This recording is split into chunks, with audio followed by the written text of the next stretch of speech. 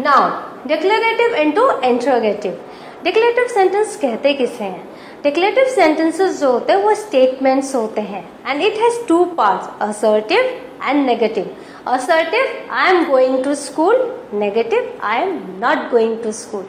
तो जहाँ not, never आ जाता है वो नेगेटिव सेंटेंस हो जाता है, और जहाँ पर ये नहीं रहते वो असर्टिव होते हैं। तो हम डिटेल में बताते हैं। द असर्टिव और declarative sentences simply make statements affirmative और negative. During interchange of assertive sentences into interrogative, some rules have to follow. ये कुछ रूल्स हैं जो आपको फॉलो करने हैं, और ये बहुत ही आसान रूल है। Once you come to know about this, you can apply while doing this conversion and you will find it very interesting. Now we will move to the session. First rule. It's very interesting. The answer is to be negative when the question is affirmative. This you will have to keep in mind whenever the answer is negative, question must be affirmative. For example, statement देखो, man cannot remain immortal. Not से मैंने क्या बताया, वो negative statement है, परंतु जब हम इसको इंट्रोगेटिव बनाएंगे तो यहाँ पर नॉट नहीं आएगा, यहाँ अफर्मेटिव रहेगा। यहाँ पर how can man remain immortal and sign of interrogation. How can, देखो यहाँ पर नॉट नहीं है, दैट मीन्स अगर ये माइनस है तो ये प्लस में रहेगा। And don't forget to put question mark at the end of the interrogative sentence. और एक चीज आपने देखा, यहाँ हमने WH हाउ से स्टार्ट किया, तो और कैन इसके बाद आया। तो इस तरह से कुछ एक रूल्स हैं that you need to follow and one by one I will explain it. Second, the answer is to be positive when the question is negative. कैसे होगा? देखो, dogs are faithful, this is what? Affirmative, affirm कर रहे हैं, dogs are faithful animals. अभी नीचे देखो, are not dogs faithful, हम क्वेश्चन कर रहे हैं, are not dogs faithful? No, dogs are faithful animals. तो इस तरह से हमने यहाँ पर ये नॉट लगाकर इसको नेगेटिव किया। So the thing is that you will have to remember the basic rule. When the answer is positive, question will be negative. When the answer is negative, question will be positive. सिर्फ ये ध्यान में रखना है। Method देख लो, 2 steps होते हैं interchange के। पहले we need to put the verb or auxiliary verb before the subject. For example,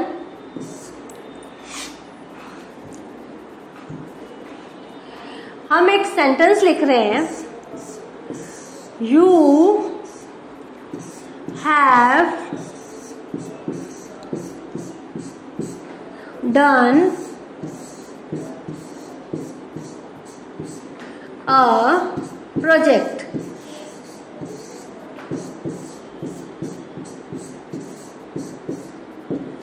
देखो, you have done a project, तो इसका क्या होगा?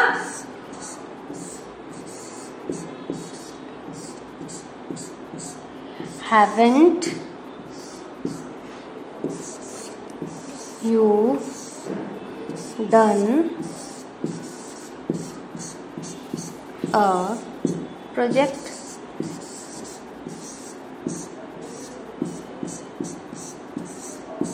And sign of question mark. You have done a project, haven't you done a project? तो ये जो have है इसको हमने पहले ले लिया, उसके बाद हमने पॉजिटिव और अफर्मेटिव को ध्यान में रखा। ये जो सेंटेंस है, you have done a project, affirmative है तो क्वेश्चन मस्ट बी नेगेटिव, तो हमने वह यहाँ नॉट लगा दिया। और सब्जेक्ट यू है, यू के पहले हमने वर्ब को डाला। Second, we change the negative into affirmative and vice वर्सा।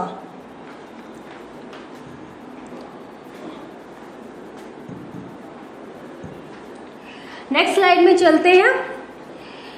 याद रखिए, अगर सेंटेंस में एनीथिंग या एवर है तो वो इंटरचेंजेबल विथ नथिंग और नेवर, क्योंकि एनीथिंग और एवर अफर्मेटिव है और नेवर और नथिंग नेगेटिव है।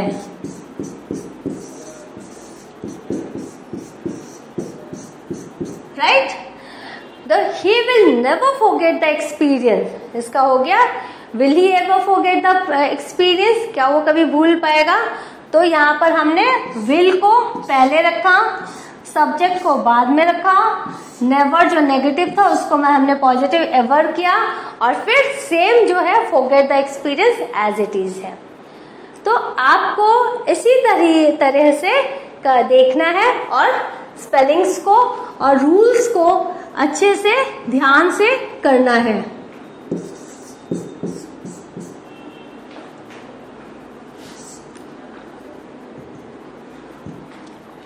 नेक्स्ट हम देखते हैं no auxiliary verb in sentence. If there is no auxiliary verb in sentence then by using do, does, did और don't, doesn't, didn't we make the interrogative। आपको पता है एक मेन वर्ब होता है, एक ऑक्सिलरी वर्ब होता है। ऑक्सिलरी वर्ब आपको पता है कि वो जो हेल्पिंग वर्ड्स होते हैं उनको हम पहले ले आए तो इंट्रोगेटिव हो जाते हैं, लेकिन जहाँ मेन वर्ब रहता है वहाँ आपको अकॉर्डिंग टू द टेंस समझना पड़ता है कि कौन सा यहाँ पर वर्ब आएगा helping verb. For example James teachers at a school, ये टीचर्स जो है ये प्रेजेंट टेंस बता रहे हैं, प्रेजेंट, ये प्रेजेंट टेंस बता रहे हैं। तो प्रेजेंट टेंस जेम्स क्या है, सिंगुलर है, पर्सन है, तो उसके साथ हम क्या लगाएंगे, does. Does James teach at school, तो हम लोग क्या करेंगे अकॉर्डिंग टू द सब्जेक्ट हम इसका वर्ब ऑक्सिलरी वर्ब लगाएंगे मेन वर्ब को देखकर कि ये कौन सा टेंस में जाता है। तो teachers is a present tense और James is a singular person, James is singular,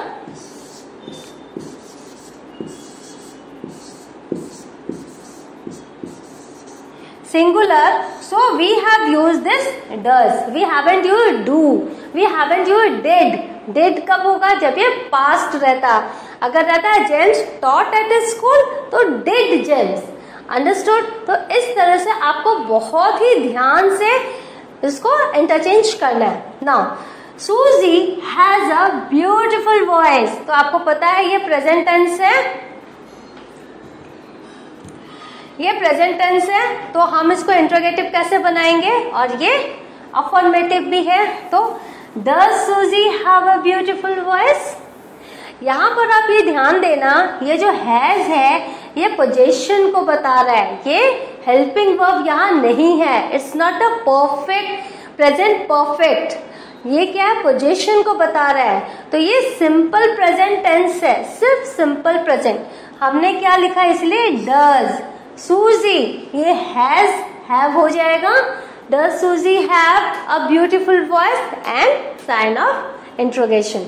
तो these are some rules that you need to keep in mind or need to follow while doing the conversion and in day-to-day speaking also। Now she took a lot of time to finish the work। तो अब देखो अभी तक हमने present किया था, ये past आ गया, तो जब पास्ट आता है तो हम क्या लगाते हैं, डिड। आपको पता है डिड सिंगुलर प्लूरल दोनों नंबर्स के साथ चलता है, तो डिड सी टेक होगा फर्स्ट फॉर्म ऑफ वर्ब। ये बहुत कॉमन मिस्टेक है, हम हमेशा डिड के साथ पास्ट फॉर्म ऑफ वर्ब सुनते हैं लोगों के मुंह से, but it's very wrong. Did के साथ हम हमेशा first form of verb use करते हैं, हमेशा इस बात को ध्यान रखिए लिखने में और कहने में भी। तो did she take a lot of time and then question mark, then he told me a story, did he tell me a story.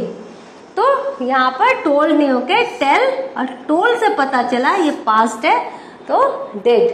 Verb पहले, सब्जेक्ट बाद में। अब यहाँ देखो, हमेशा जो ट्रांसफॉर्मेशन होता है इसके मीनिंग को आप चेंज नहीं कर सकते। कैसे? एवरीबडी, एवरीवन, ऑल, अगर किसी सेंटेंस में एवरीबडी रहे, एवरीवन रहे, ऑल रहे, तो उसको हम किससे रिप्लेस करते हैं? हु, डोंट, डजंट, डिडंट से। For example, everybody wishes to be happy, it's a declarative sentence. तो इंट्रोगेटिव क्या होगा? Who doesn't wish to be happy, कौन नहीं हैप्पी होना चाहता है। तो एवरीबडी को हमने बताया हु से रिप्लेस किया, विशेष से पता चला ये प्रेजेंट टेंस है तो हमने यहाँ डज लगाया। आपको पता है ये पॉजिटिव है, ये पॉजिटिव है, तो इंट्रोगेटिव क्या होगा? नेगेटिव होगा, तो हमने यहाँ पर नॉट लगा दिया। सारे रूल्स जो हमने आपको स्टार्टिंग में बताए वो सब हमने फॉलो किए, तब जाके एक करेक्ट ट्रांसफॉर्मेशन हुआ, एक करेक्ट कन्वर्जन हुआ। अभी नेक्स्ट स्लाइड में देखते हैं हम, अगर सेंटेंस में इट इज नो रहे तो होगा इज देयर एनी या वाई। देखो, it is no use of taking unfair means in the exam. आपको पता है चीटिंग करते हैं बच्चे तो उसका कोई यूज तो होता नहीं है, तो यही लिखा हुआ है it is no use of taking unfair means in exam. तो इसका इंट्रोगेटिव क्या करेंगे? Why take unfair means in the exam, या is there any use of this law, is there any use of taking unfair means in the exam. तो इस तरह से आपने देखा, दो तरह से हमने असर्टिव को इंट्रोगेटिव में बदला। अब यहां देखो, अगर सेंटेंस में रहा इट डजंट मैटर तो उसको हम कैसे रिप्लेस करेंगे? What though does it matter. For example, assertive है it does not matter if you fail in the exam. तो interrogative, what though if you fail in the exam. क्या हुआ यदि तुम फेल हो जाते हो एग्जाम में? तो what though if you fail in the exam. Does it matter if you fail in the exam. Second हम लिख सकते हैं ना, does it matter if you fail in the exam. Does it matter